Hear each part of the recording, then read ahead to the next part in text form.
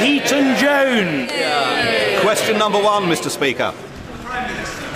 Thank you, Mr. Speaker, and I'm sure that the whole House will join me in offering our condolences to the families and friends of those who lost their lives and were injured in the gun attack in Quebec City on Sunday, and also in paying tribute to our former colleague, Tam Diel, who died last Friday. He was an outstanding parliamentarian, and I'm sure all our thoughts are with his friends and family. Mr. Speaker, this morning I had meetings with ministerial colleagues and others. In addition to my duties in this House, I shall have further such meetings later today. Peter Heaton-Jones. Thank you, Mr. Speaker. I associate myself with the remarks made by the Prime Minister and the tribute paid to the victims in Canada and to the family of Tam Diel. Mr. Speaker, North Devon is quite rightly concerned that the current review of health services across the county may result in the loss of some acute services at our hospital in Barnstable. For some residents, the nearest alternative could be 3 hours away. Will my right honourable friend assure me that she will listen carefully to those concerns, because I want to be able to say to North Devon that we are the party of the NHS?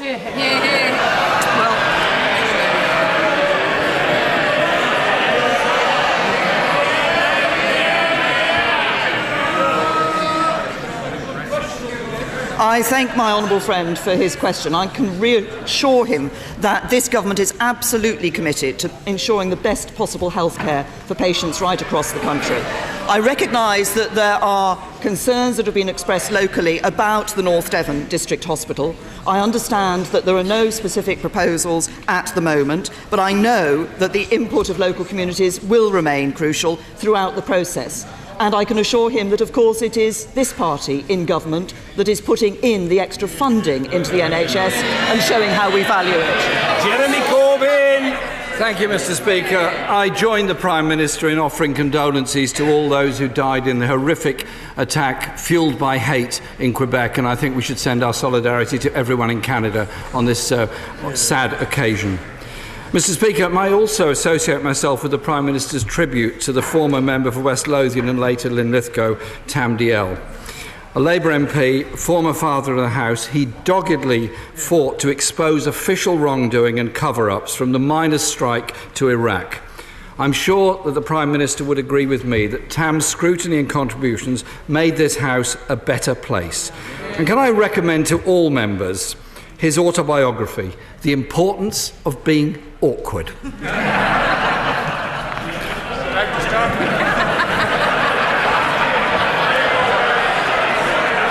And I'm quite happy, Mr. Speaker, to offer my copy to the Secretary of State for Brexit to have a good read of it. I'm sure he's probably already read it. Mr. Speaker, at last week's Prime Minister's question time, the Prime Minister told the House, "I'm not afraid to speak frankly to the President of the United States." What happened? Well, first of all, can I say to the right honourable gentleman that I wasn't aware of the book that he's referred to by Tam Diel, The Importance of Being Awkward, but I suspect, given the number of resignations he's had from his front bench, that some of his colleagues have indeed read that book.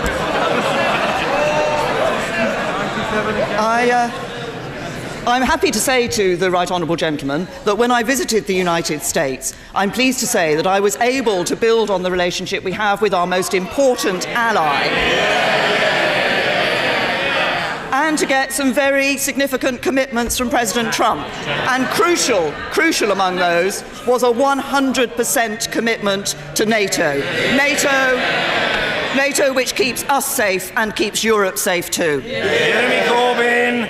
Mr. Speaker, Downing Street has not denied that the Prime Minister was told by the White House that the executive order on travel to the US was imminent.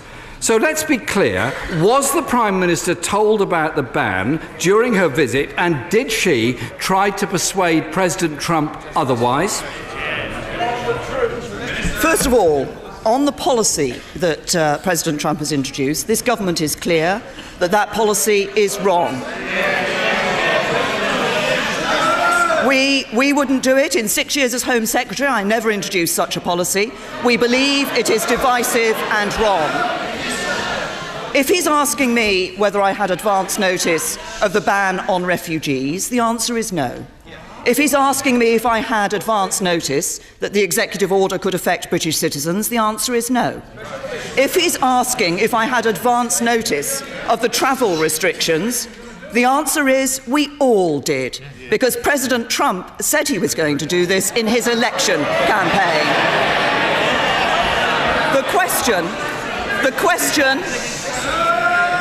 The question is how you respond. The job of government is not to chase the headlines. The job of government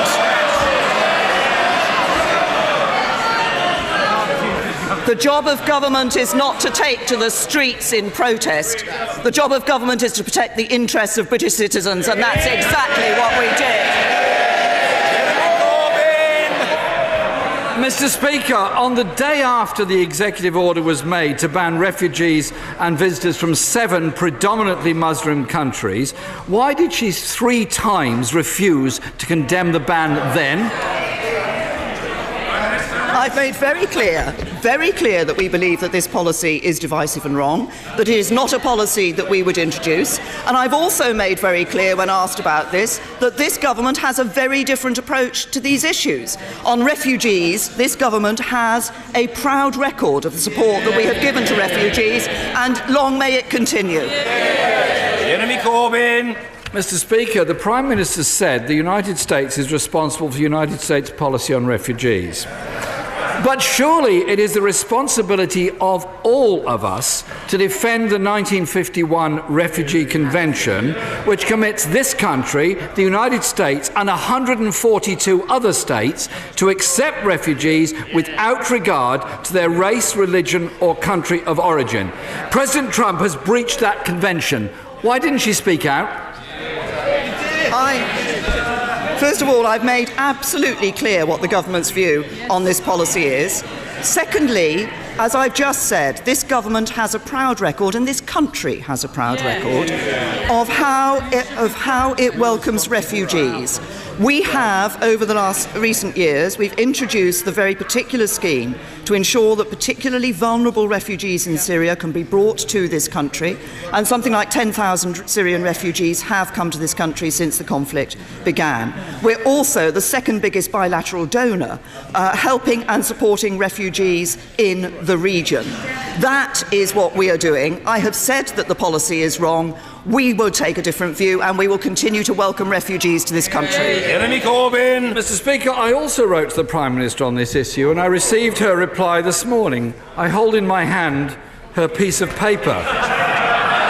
She makes no mention of the Refugee Convention, nor condemns the US actions in this respect. Mr. Speaker, last week I also asked the Prime Minister to assure the House that in any United States trade deal she would not offer up our National Health Service as a bargaining chip. She gave no answer. When asked in the US, she also refused to rule it out. So let's ask her a third time. Will she rule out opening up our National Health Service to private US healthcare companies? Yes or no? Mr. Speaker, I could give a detailed answer to the right honourable gentleman's question, but I think a simple and straightforward reply is what is required. The NHS is not for sale, and it never will be. I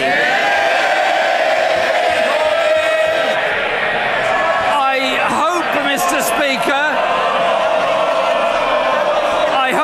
Speaker, that includes not having US healthcare companies coming in to run any part of our National Health Service. Mr. Speaker, President Trump has torn up international agreements on refugees. He's threatened to dump international agreements on climate change. He's praised the use of torture.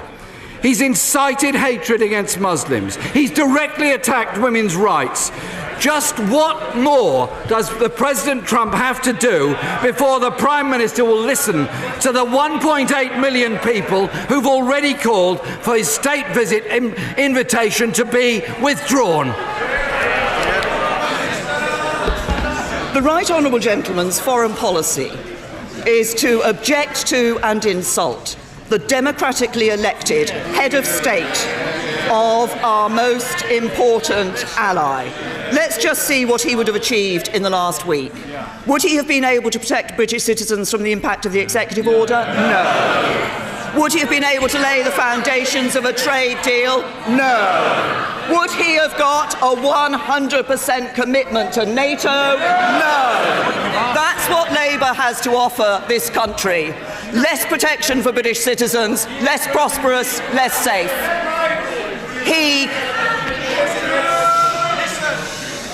He can lead a protest. I'm leading a country.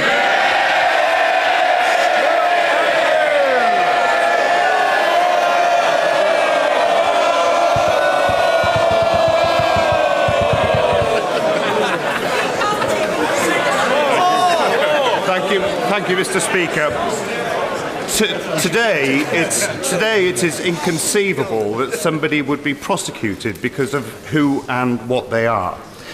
Would my right honourable friend join me in welcoming the posthumous pardon of some 49,000 men, thanks to the government's Turing bill that was enacted yesterday, and encourage those that are still alive to come forward so that their injustices can be overturned? I'm very happy to join my honourable friend in welcoming what I believe is an extremely important change to the law. We made a manifesto commitment to it. We have now delivered on it.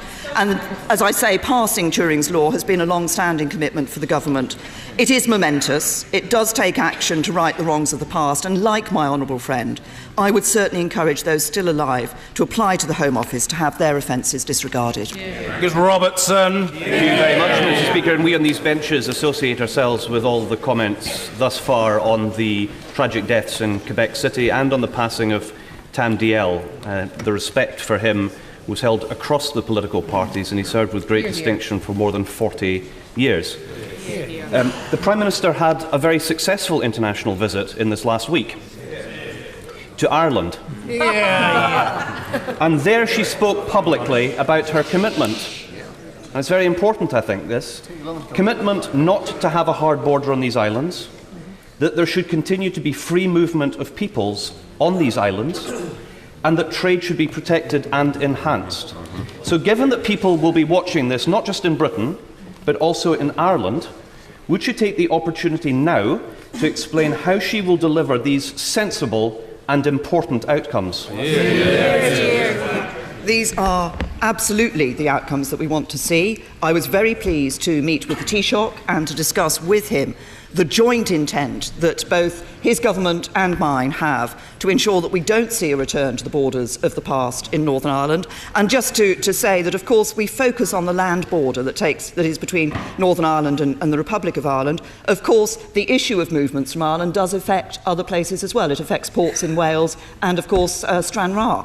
So it is an important issue for us, and we have agreed the work that we're going to do together to deliver what I believe will be as frictionless as possible a border, and also one of the objectives that I set out in my plan for our negotiating objectives is to retain the common travel area.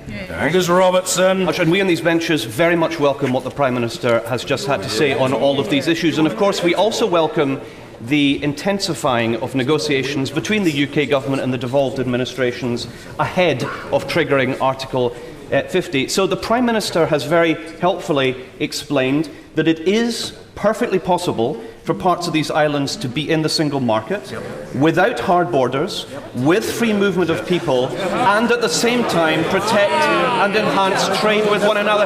This is very, very welcome, Mr. Speaker. So will the Prime Minister give a commitment to work with the Irish Government and a commitment to work with the Scottish Government to deliver all of these things? Or will we just have to get on with it ourselves? Well, first of all, the Right Honourable Gentleman is right that following the meeting of the JAMC plenary session on Monday morning, we did agree to an intensification of discussion on issues related to the bringing back of powers from Brussels and as to where those powers should lie within the United Kingdom, to intensify that in the run-up to the triggering of Article 50 and beyond the triggering of Article 50. And on the other question, I'm afraid, he really should listen to the answers that are given, because he's trying to imply something that isn't there. We're very clear, yes, we're very clear that we want to see a frictionless border between Northern Ireland and the Republic of Ireland. But I'm also clear that one of our objectives of our negotiation is to see as frictionless a border as possible between the United Kingdom and the rest of the European Union. And of course, if he's so worried about having a frictionless border between Scotland and countries in the European Union, then he shouldn't want to take Scotland out of the European Union by wanting to see it independent. Mrs. Maria Miller. Order. We shouldn't have to allow for the reaction to every answer from the SNP benches before we proceed to the next question. Mrs. Maria Miller. EU nationals provide a vital and expert service in my local hospital in Basingstoke, and along with thousands of others, they face an uncertain future. I know this is something the Prime Minister wants to give priority to in sorting out. Will we be hearing more about it in the forthcoming White Paper?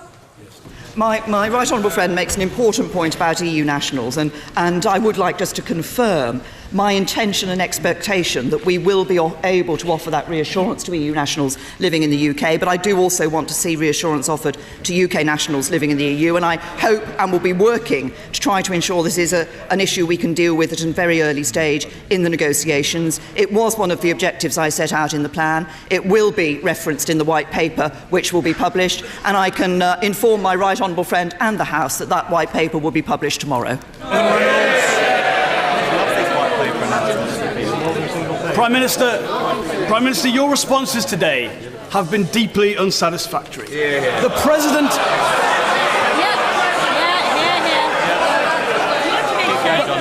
The President of the United States has advocated torture, misogyny, racial discrimination, sexual assault, isolationism. The leaders of Canada and Germany were able to respond robustly, but your response was to jump on a plane as soon as possible to hold his hand. Mr. Speaker, doesn't this country deserve a leader who's willing to stand up for British values?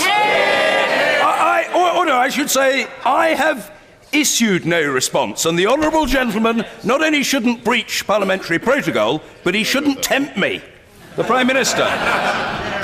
I'll tell you what standing up for British values is. I and this government introduced the first modern Slavery Act in this country. I have ensured that stop and search has reduced, because I don't believe that anybody on the streets of this country should be stopped and searched because of the colour of their skin. And I ensured justice for the families of Hillsborough. Mrs. Theresa. In the light of the fact that most of the countries covered by the Trump ban have a total exclusion on the admission of Israeli citizens, shouldn't the protesters also be calling for that ban to be lifted as well as the one in the Well, I thank my right honourable friend for pointing this out, and it is absolutely right that this House should be aware of the discrimination and the ban that exists around the world, as she refers to, particularly for those who are Israeli citizens. We're consistent with our approach. We don't agree with that approach, and it's not an approach that we will be taking. And I wait to the day when the right honourable gentleman opposite actually stands up and condemns it too. Chris Elmore. Thank you, Mr. Speaker. Mr. Speaker, my constituent Diana Kendall suffered a bleed on the brain in 2012. She has struggled to work since, but was due to retire in September. Due to government changes to her state pension retirement age, she will now not retire until 2022. This injustice has shortchanged 2.6 million WASPy women and brings shame to this government. Will the Prime Minister look again and support Diana and support the millions of women who deserve fairness in retirement? The issue of those who are known as the WASPy campaign, just to refer the honourable gentleman to the fact that I'm sure that he knows that we did commit over £1 billion to lessen the impact on those worst affected, so no one will see their pension age change by more than 18 months. But there is a wider point here. We do have to be realistic in looking at pension ages about the fact that people are living longer, and if we want to carry on having an affordable and sustainable pension system, then we do need to equalise the state pension age for men and women faster and bring forward the rise. Will Quince. Thank you, Mr. Speaker. I welcome the £450 million announced in the autumn statement to fund a trial for the pilot of the digital railway. Given the new fleet of trains on order and the economic growth opportunity that exists for our region, does the Prime Minister agree with me that the Great Eastern Main Line represents the most compelling case for that pilot? Well, my honourable friend is absolutely right in what he says about the importance of transport links for economic growth. I understand that digital signalling could increase capacity on commuter trains by up to 40%, hence the investment he rightly refers to of £450 million for digital signalling trials over the coming years. I know that the Department for Transport is looking currently at where those trials should take place, but we certainly recognise that the Great Eastern Main Line is one of the areas that could benefit from those improvements. John Nicholson. Thank you, Mr. Speaker. A few moments ago, the Prime Minister tried to claim credit for passing Stonewall's Turing Bill. She didn't. The Turing Bill pardons all gay men found guilty of crimes no longer on the statute book.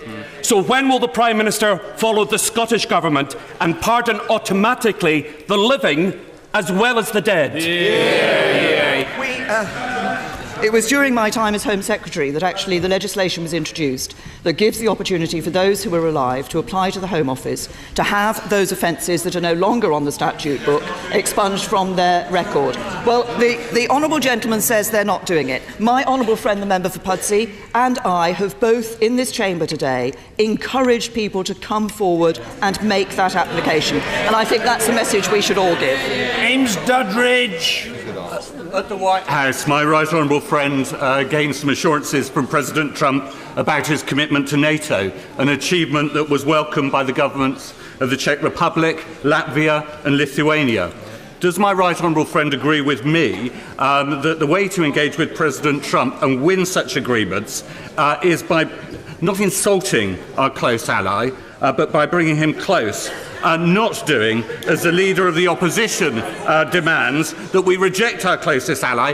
Would this not leave Britain and our European partners less safe and less secure? Well, my honourable friend is absolutely right in the points that he makes. We should never forget that America is our most important ally. It is a long-standing relationship. American men and women served alongside and died alongside UK men and women in 2 world wars to protect our security and the security of Europe. And if we were not able to have that relationship, if we were not able to see that commitment to NATO particularly, then we would leave this country and Europe less safe. Deirdre Brock.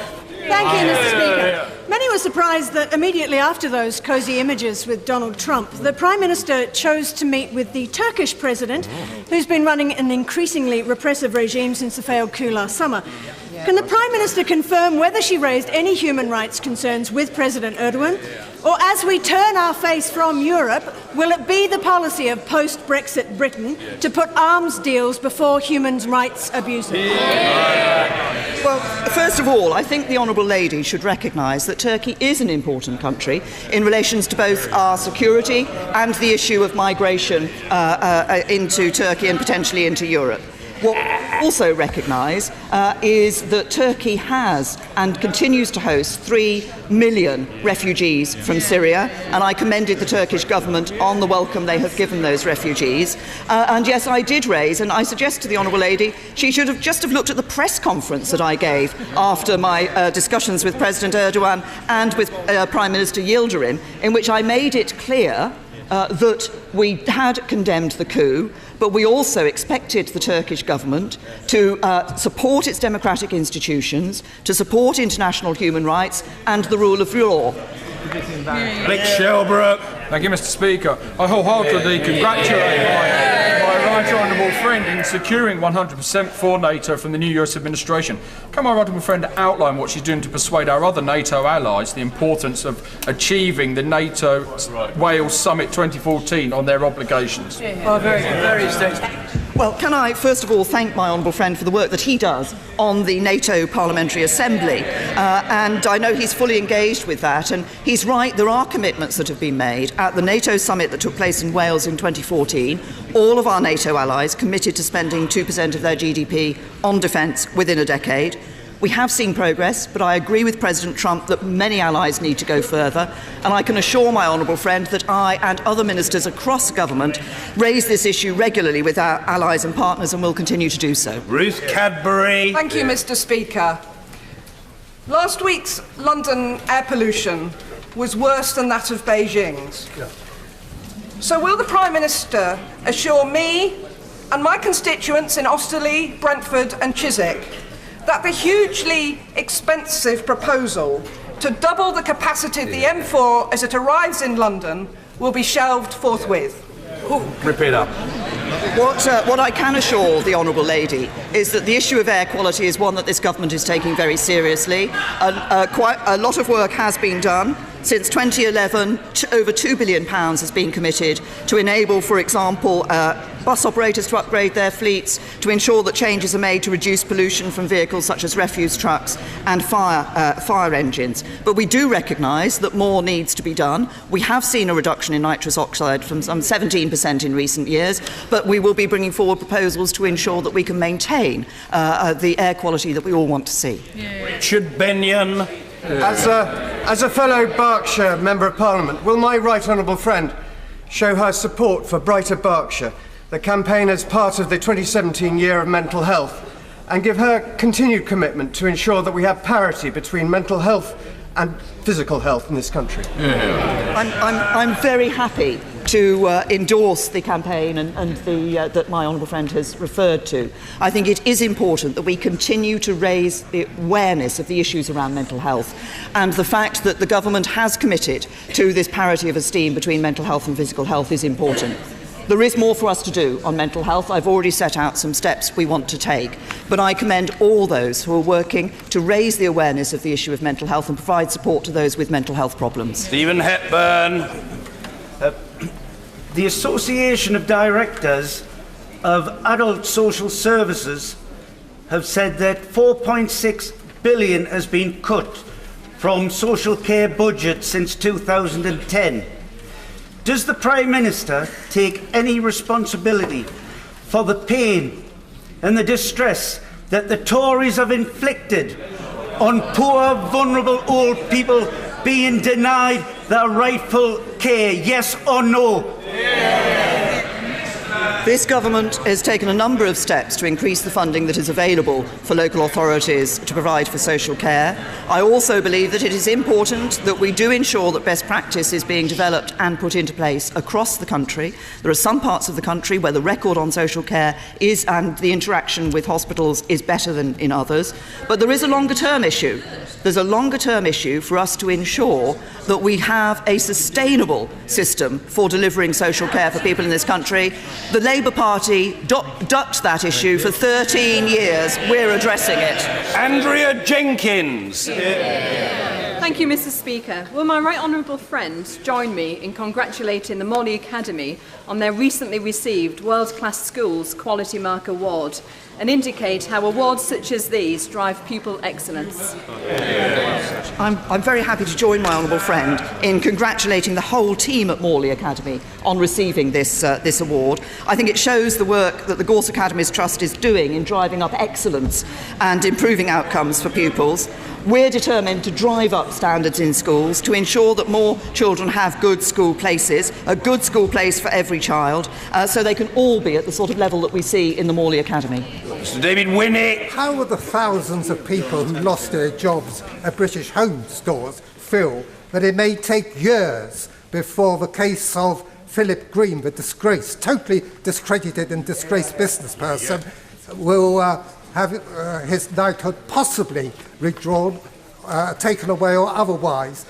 Isn't it remarkable? People lose their jobs, they suffer all the consequences, and this man keeps his billions and his knighthood. The honourable gentleman has raised an important issue, and this has been raised by many members of this House in terms of their concern about what happened at BHS and the attitude and the approach that Philip Green took. The issue of whether a knighthood should be taken away from somebody is a matter for the relevant... There's a committee that deals with it, whose name I have forgotten. They will be looking at this. I understand that they have said that they're waiting for the investigations to complete, but that this is an issue which is a matter for an independent committee, and it's up to them how they look at this. Mr. Peter Bone. Thank you very much, Mr. Speaker. Tonight, there will be a historic vote in this place. A vote that I never thought I would see in my political lifetime.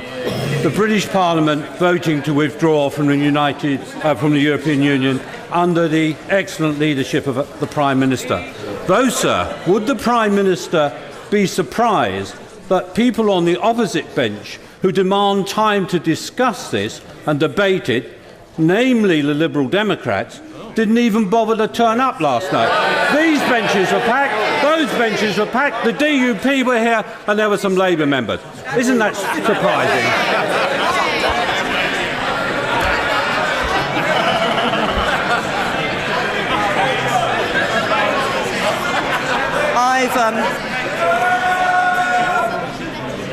Throughout my political career, I've fought Liberal Democrats, and nothing that the Liberal Democrats do ever surprises me. But I will join my honourable friend in commending the bill that is before the House. This House has a very simple decision to take. We gave the right of judgment on this issue to the British people. They made their choice. They want to leave the EU. The question every member must ask themselves as they go through the lobbies tonight is, do they trust the people? Yeah! Well, the right honourable gentleman's here now. Let's hear the fella. Tim Farron.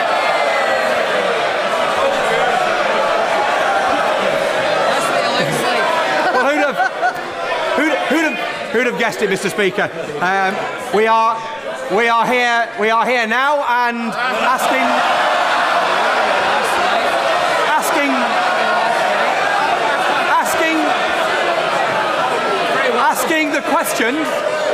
asking the questions about the future of our country on Brexit that a strong leader of the opposition should be asking. So, the Prime Minister.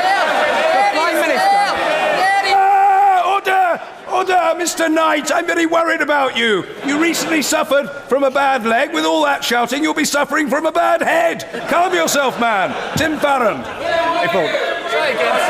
Prime Minister will return. The Prime Minister will return. The Prime Minister will return at some point with a deal with Europe that our people will have to live with for decades to come, especially our young people, 73% of whom voted to remain. Nobody knows what that deal will look like, but someone will get to agree it. Should it be her government? Should it be this Parliament? Or should it be, as I believe, the British people? I've already said that there will be a vote on the deal in this Parliament. Calm yourself. You're in a state of excessive excitement, Mr. Shelbrooke, even by your standards. Nigel Adams. Thank you, Mr. Speaker. Quite difficult to follow that, Mr. Speaker. Back in the real world,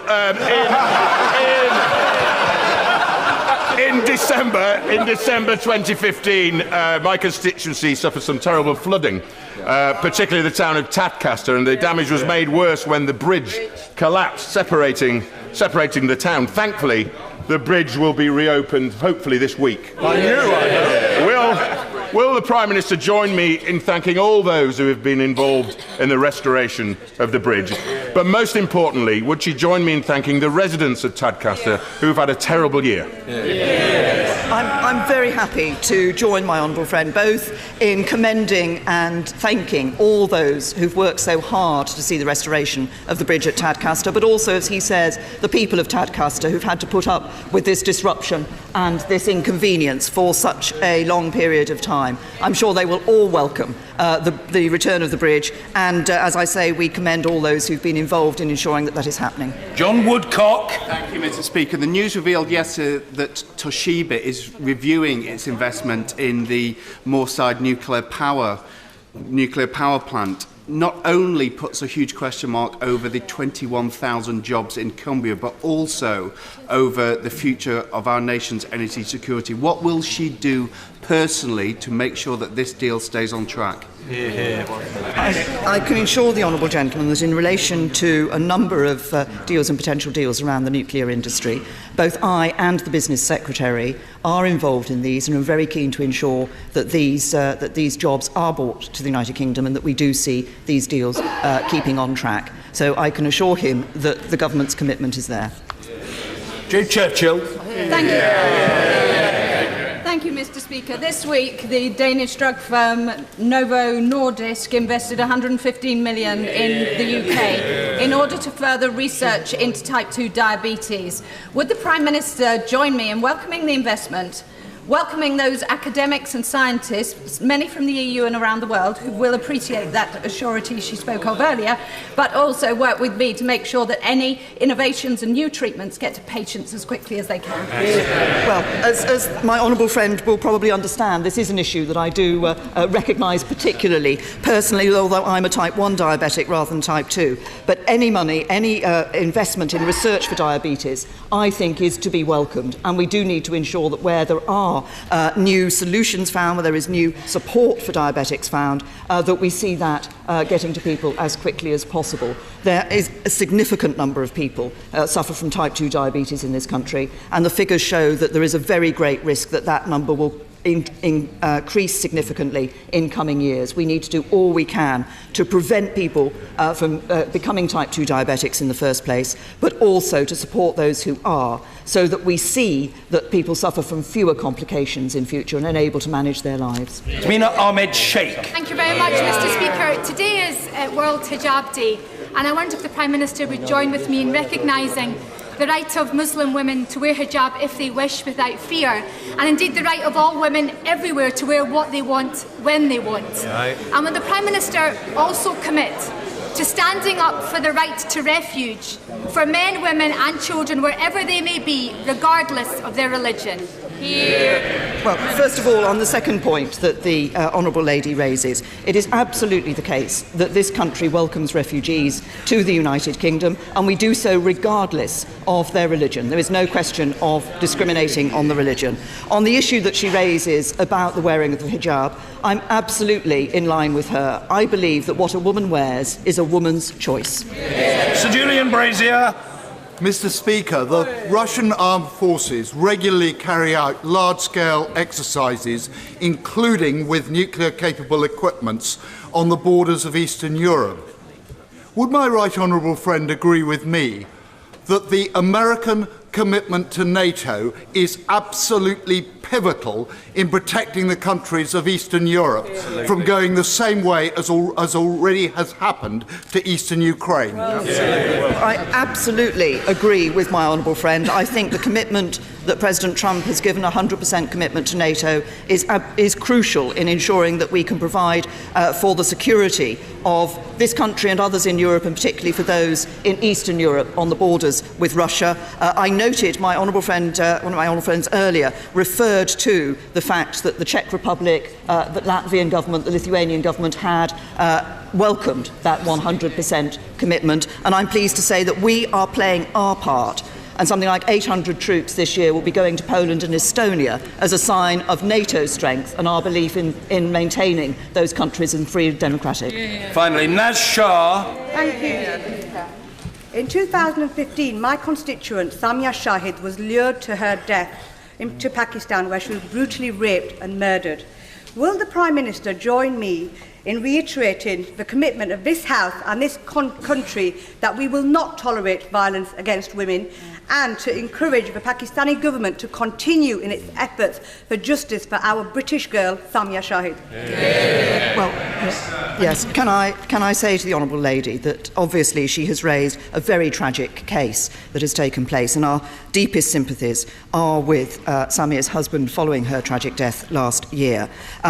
We don't interfere in the legal processes of another country, but the Foreign Office, I understand from the Foreign Office, the Pakistani police have arrested 2 people and charged them with murder. The Foreign Office have provided assistance to Samia's husband and will continue to do so. I'm sure they'll keep the Honourable Lady informed, and I understand that the Home Secretary will be meeting the Honourable Lady soon to discuss this issue. Order.